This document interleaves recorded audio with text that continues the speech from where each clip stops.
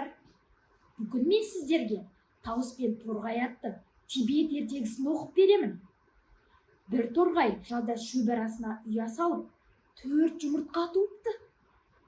Мұны сол маңда жүрген кесіртке көріп қалады. Бір күні ол азық іздеп кеткен торғайдың бір жұмыртқасын ұрлап алады. Ертесі торғай жұмыртқаның кім алғанын білу үшін сол маңда аңдиды. Оны байқамаған кесіртке оның тағы бір жұмыртқасын қағып кетпек болады. Бірақ алып жатқанда торғай үстінен көреді. Мұның не, кесіртке? Ала алмай жүрген қандай ақым бар менен? Деді торғай ренжіп. Құлқынын ғана ойлайтын кесіртке жауап қатпай құйрығын бір кесіп тастап тас арасына кіріп кетеді. Шарасыз қалған торғай құс патшасы Тауысқа арыз айтуға барады. О, әсем патшам, менің басымдағы қайғыны азайтуға пәрмен беріңіз. 2 жұмыртқамды ұрлаған кесірткені жазалай көріңіз, деді. Бәйтеректің басын сарай қылып жүні құлпырған Тауыс.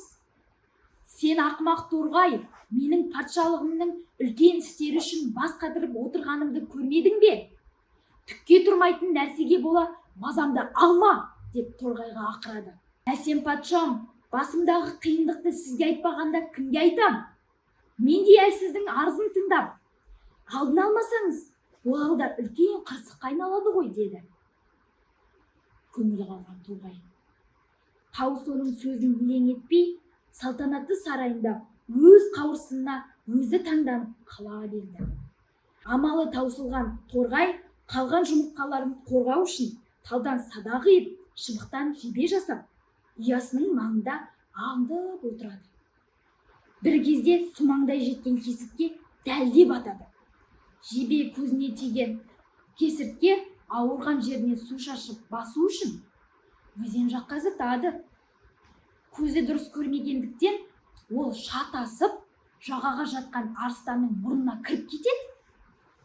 Шошыған арыстан өзенге секіреді. Өзенде жүзіп жүрген ұлу қорыққаннан аспанға атылып, жағада тұрған бәйтеректің басына Тауыстың ұясын бұзып, жалғыз жұмыртқасын жарып кетеді.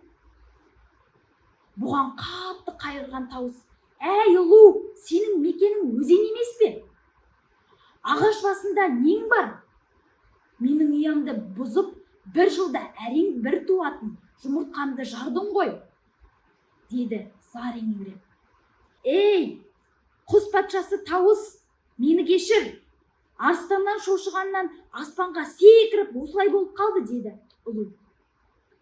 Тауыс арыстанға барады. «Сенің ақмақтығыңнан мен жұмыртқамнан айырылдым», деді шағымданып. Арыстан: «Ол арада менің қандай кінәм бар? Жағада ұйықтап жатқанда танауыма кіріп кеткен кесірткеден сұра», деді. «Ей қаңғыбас кесіртке, сенің кесіріңнен мен жалғыз жұмыртқамнан айырылдым», деді Тауыс кесірткеге барып. Түк білмегендей сусылдаған кесіртке: «Онда менің қандай кінәм бар?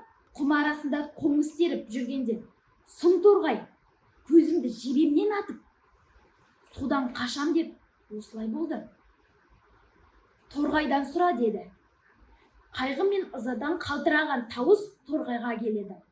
«Ей сұмырай, бәріне сен кінәлісің. Жалғыз жұмыртқамды құрттың ғой», деді налып. Сонда үрей ұшқан торғай: «Әсем патшам, мен өзіңе барып 2 жұмыртқамнан айырылғанымды айттым ғой. Сонда ұсақ түйекке бола мазамды алма деп ұрыстым. Кетерде кішкене кеселді тыймасаңыз, ол үлкен қасіретке айналады дедім. Міне, сол болды, енді кімді жазғырасың?» деді дір-дір етіп. Өзін ақылды есептейтін Тауыс сонда барып бар кеселдің өзінде екенін біліп, үн қата алмай сарайына қарай ұша жөнелді.